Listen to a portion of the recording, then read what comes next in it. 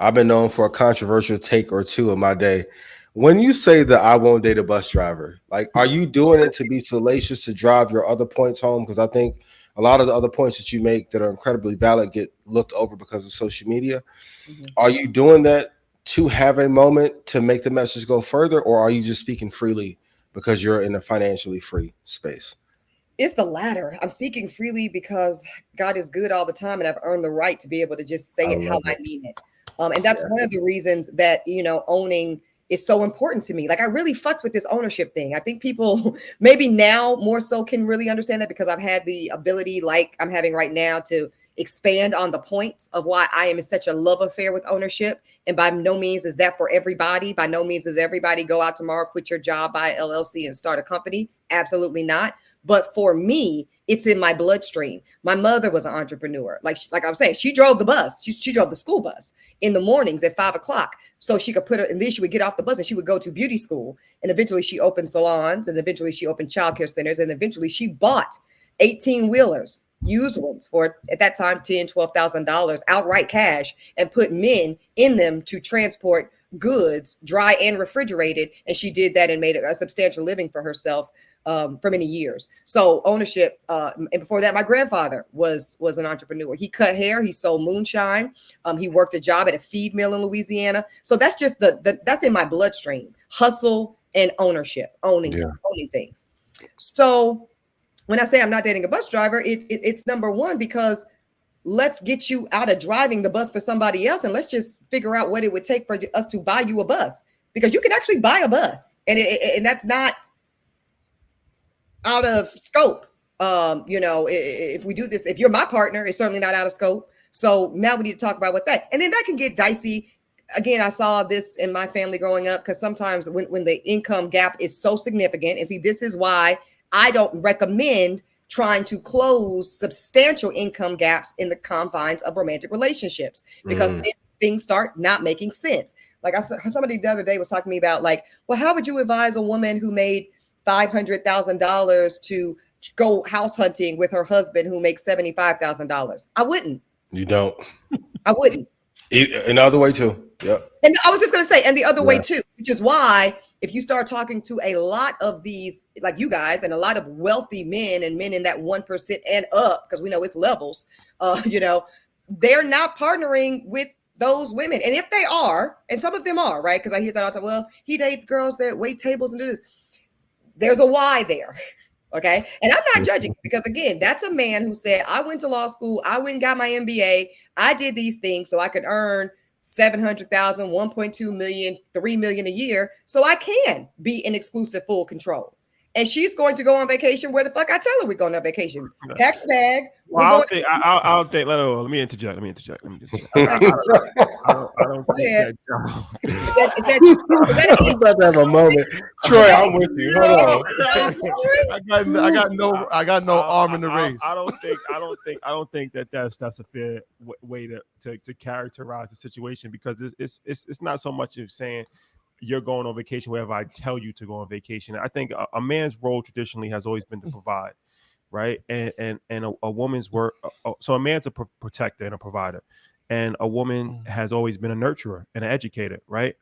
Now we live in a society where roles have changed a lot, and women have been able to provide sometimes for men, and men have been able to nurture, but traditionally, right? So as a provider and as somebody who is a protector, I think that it's actually, beneficial for both parties if somebody was like, okay, like, this is what we're doing. It's not so much. I didn't say it was a bad thing. So it's important, right, that when we have this conversation, that we take at least when I speak, because I do get critique about this a lot. It's my delivery, right? So you probably heard the way I said it and presumed I meant something negative. I did not. I did not, because it's probably likely that the young lady who's in that we'll just call it more relaxed income bracket, where this man is the clear provider, probably don't have the skills to go and plan, a very nice, high-end, luxurious. I'm just telling you what I've lived, y'all. I'm telling you. When you say don't have the skills, what do you mean? Like, as in not accustomed to that? Is that what you're saying? Not familiar, doesn't have the resource. Y'all. let's say we're going to Africa. Like, let's just say it plain, since y'all acting like y'all confused and y'all don't know what the fuck I'm talking about. Even though I know y'all know what I'm talking about. So we're going to Africa, and it's Africa for 12 days. Okay, so this is not Vegas or Miami for 2 nights. Okay, this is Africa for 12 days. What is involved with that? Well, we of course want to do a safari. Okay, well, we want to tour wine country if we're going to South Africa. We want to go to Franschhoek. You probably need a driver because you're probably not renting something from Enterprise, driving around Johannesburg. That's what I'm talking about. That's what I'm talking about, having the lived experience, the access to know what goes into a certain cultural experience at that luxurious level. But isn't that the beauty of it? Not knowing, and the man has. I think that she loves that woman. Loves that. That's what I'm saying. It's not negative. It's at all. It's for her. There's a certain level of comfortability. Let me just say I'm just going to add to what. But I just want to say, you said that woman, but wouldn't most women? Most women would love it, but here's back to the conflict that you two specifically named earlier. The man that can provide that for a woman like myself or many of the women, your former clients, that man, I'm just going to take a shot in the dark and say that man is not chiefly desirous of a woman like us. He is preferring that 28-year-old that you talked about earlier. And that 28-year-old, not because she's a ditz or dumb or lacking in any way. I couldn't have planned those experiences at 28.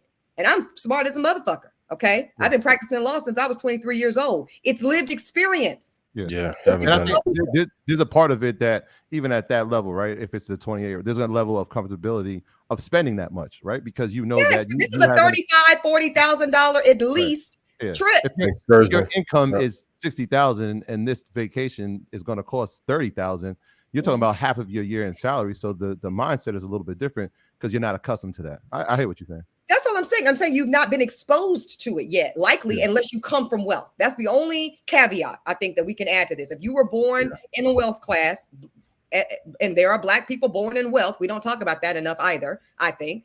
But if you were born in that, then yes, you can task that young lady with executing this type of experience. But other than that, this is a curation.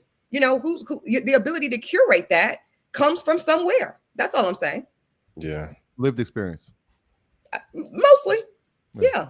I've kind of played in a lot of these spaces. I've been the younger, educated, but not. So my former fiance, this was a very wealthy man, like New York wealthy man. So now you're talking about, 75 million and up. Right. And I thought I was doing it big at that time. 350, I think I was making, working for a news network, which was good money. I mean, I was 33, 34 years old, but the power dynamic inside of that relationship, because I lived it, looked a certain way. Right, it's different. It did, yeah. So when he would say, we're going to so-and-so, what am I going to say? Like, oh, well, why? Or, and unless I can step up and really say, nah, fuck all that. We doing this. And here's, to your point, here's my 60K on it.